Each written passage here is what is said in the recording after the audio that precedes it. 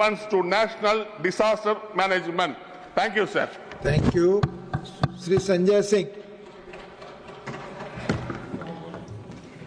धन्यवाद मान्यवर, आपने इस अत्यंत महत्वपूर्ण विषय पे राष्ट्रीय आपदा प्रबंधन के बिल पर मुझे अपनी बात कहने का मौका दिया। मान्यवर,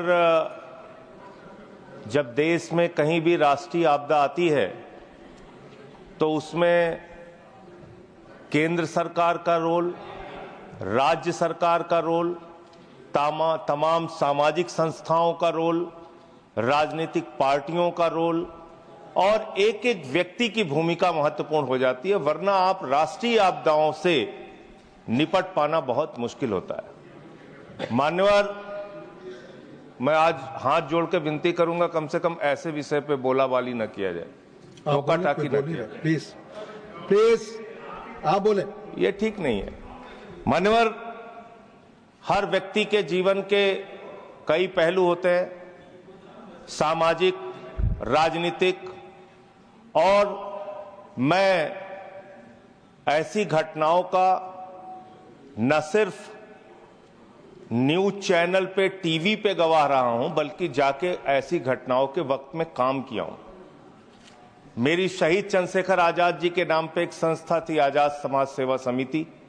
उस वक्त भुज का भूकंप आया था मान्यवर, और उसमें जो घटना हुई थी बहुत ही पीड़ादायक कि 26 जनवरी का दिन था, बच्चे गणतंत्र दिवस का जुलूस लेके निकल रहे थे और भूकंप आया, उसकी चपेट में बहुत सारे बच्चों की मौत हो गई थी।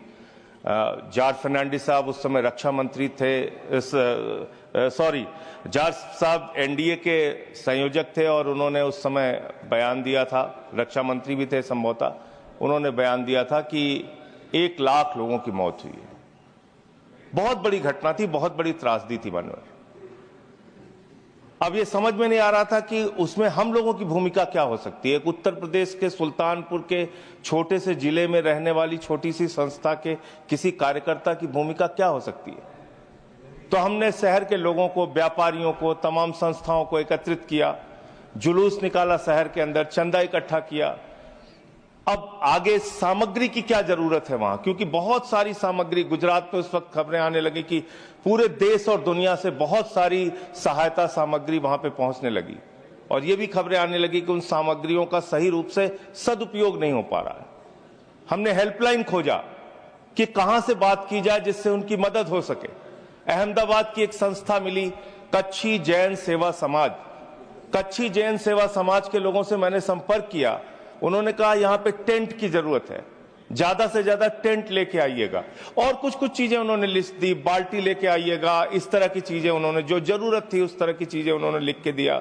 उस वक्त मुझे याद है मैं कानपुर गया, कानपुर से वहां से त्रिपाल वगैरह इकट्ठा करके, जो उनको जरूरत थी, टेंट की जरूरत थी, वो सारी चीजें इकट्ठा करके, और रेल मंत्री उस समय ममता जी थी, उन्होंने एक बहुत अच्छा ऐलान किया था कि जो भी व्यक्ति गुजरात के भूकंप में सहायता के लिए जाना चाहता है उसको कोई टिकट का किराया नहीं लगेगा, और जो सामग्री लेके जाना चाहता है वो सामग्री वहां पर लेके जा सकता है लोगों की मदद के लिए।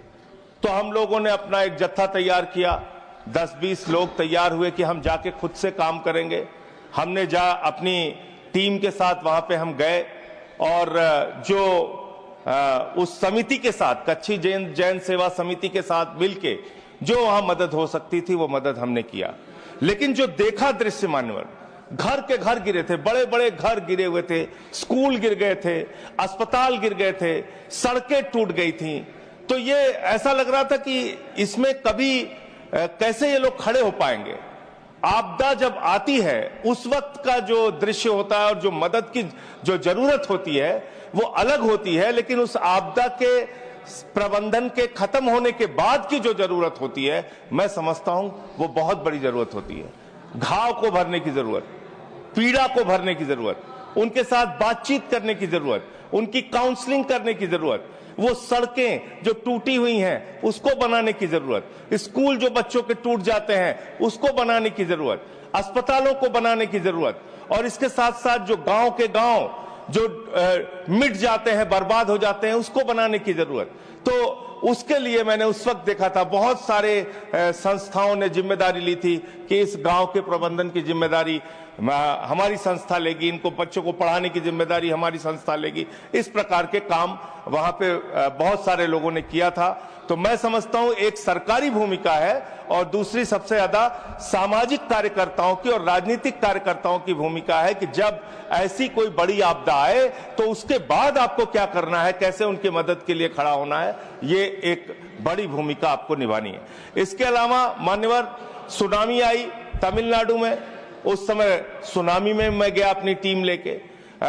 जब उत्तराखंड की आपदा आई, त्रासदी आई, उस समय भी मैं गया अपने आम आदमी पार्टी में उस समय था, आम आदमी पार्टी के कार्यकर्ताओं के साथ गया।